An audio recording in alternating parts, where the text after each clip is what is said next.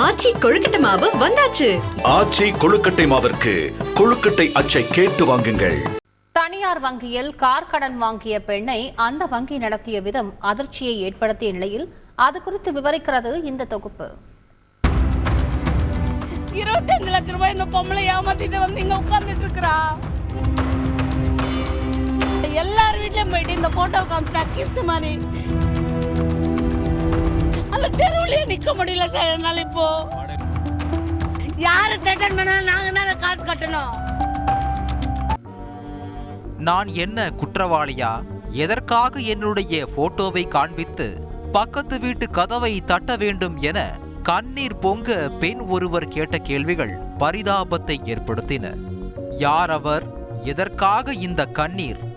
சென்னை அயப்பாக்கம் வீட்டு வசதி வாரிய குடியிருப்பில் தனியாக வசித்து வருபவர் அனிதா. தனியார் ஈவென்ட் மேனேஜ்மெண்ட் நடத்தி வரும் இவர் கடந்த 2 ஆண்டுகளுக்கு முன் பிரபல தனியார் வங்கியில் 7 லட்சம் ரூபாய் கடனில் மகேந்திரா XUV காரை வாங்கியிருக்கிறார். அதற்கான மாத தவணையாக 18,000 ரூபாய் என கடனில் பாதி தொகையை கட்டி வந்திருக்கிறார். இந்த நிலையில் கடந்த பிப்ரவரி மாதம் அனிதா தனியார் மாலுக்கு சென்ற போது விபத்தில் சிக்கினார். இதில் காலில் அடிபட்டதால் நடக்க முடியாமல் 7 மாதமாக படுக்கையிலேயே இருந்திருக்கிறார். கடந்த 1 வருஷமா நான் கால் உடஞ்சதுனால எனக்கு லிகமெண்ட் டேர் ஆயிடுச்சு. இண்டிபெண்டா என்னால் நடக்க முடியாது. ஈவன் ரெஸ்ட் ரூமுக்கு கூட நான் வாக்கர் வச்சு தான் போனோம். பெட் ரிட்டனாக இருந்ததுனால என்னால் 6 to 7 months டியூ கட்ட முடியல.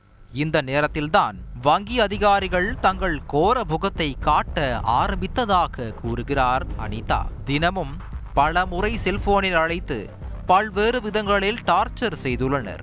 இதன் அடுத்த கட்டமாக அனிதாவின் கூகுள் அக்கவுண்டை ஹேக் செய்த வங்கி அதிகாரிகள் அதில் உள்ள பலரின் தொடர்பு நபர்களை எடுத்து அவர்களிடம் அனிதா ரூபாய் 25 லட்சம் கடன் வாங்கிவிட்டு ஏமாற்றி விட்டதாக கூறி இருக்கின்றனர்.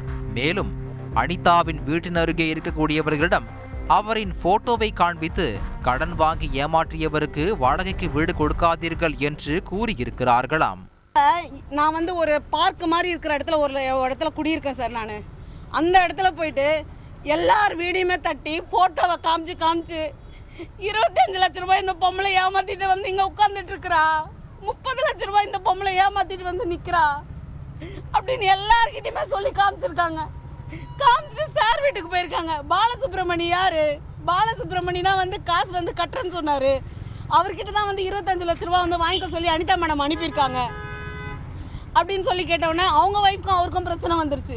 அதுக்கப்புறம் அடுத்த வீட்டில் என்னை கூட்டிகிட்டு வந்த ஆட்டோ அண்ணா கூட நிற்கிறாரு. அவங்க வீட்டில் எல்லார் வீட்லேயும் போயிட்டு இந்த ஃபோட்டோவை காமிச்சிட்டு அக்கிஸ்ட் மாதிரி 25 லட்ச ரூபாய் இவங்க கொடுக்கணும், 25 லட்ச ரூபாய் இவங்க கொடுக்கணும் அப்படின்னு சொல்லி கேட்டுட்டு அந்த தெருவுலயே நிற்க முடியல சார் என்னால். இப்போ பார்த்துக்கிறாங்க.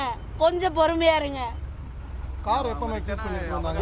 முந்தானேத்து சார், முந்தானேத்து 15 பேர் எந்த ஆர்பிஐ லைன்ஸ்ல இருக்கு சார் கூகுள் கான்டாக்ட் எடுக்க சொல்லி. எந்த ஆர்பிஐ கைட்லைன்ஸ்ல இருக்கு கூகுள் கான்டாக்ட் எடுக்கணும், அவங்களுக்கு த்ரெட்டன் பண்ணணும். யாரு த்ரெட்டன் பண்ணாலும் நாங்க தான் காசு கட்டணும். தனக்கு நடந்த அவமானங்கள் குறித்து அண்ணா சாலையில் உள்ள அந்த வங்கி அதிகாரிகளிடம் புகார் அளிக்க சென்ற அனிதாவுக்கு எந்த பதிலும் கிடைக்கவில்லையாம். இது தொடர்பாக செய்தியாளர்கள் வங்கி அதிகாரிகளிடம் விளக்கம் கேட்க முயன்ற போது ஒருவரும் பதிலளிக்கவில்லை என்பதும் குறிப்பிடத்தக்கது. சென்னையில் தனியார் வங்கியில் கார் கடன் வாங்கிய பெண்ணிடம் மீண்டும் அந்த கார் ஒப்படைக்கப்பட்டது. கடன் வசூலிக்க வங்கி நடத்திய விதத்தால் கடும் அதிருப்தி அடைந்த அந்த பெண் சுமார் 8 மணி நேரம் போராட்டத்தில் ஈடுபட்டார். தகவல் அறிந்து வந்த வங்கி உயர் அதிகாரிகள் அனிதாவிடம் சமரச பேச்சுவார்த்தை நடத்தினர். 1 லட்சம் மட்டும் பணம் கட்ட கூறி அனிதாவிடம் மீண்டும் காரை ஒப்படைத்தனர். ஆச்சி கொழுக்கட்டை மாவு வந்தாச்சு. ஆச்சி கொழுக்கட்டை மாவிற்கு கொழுக்கட்டை அச்சை கேட்டு வாங்குங்கள்.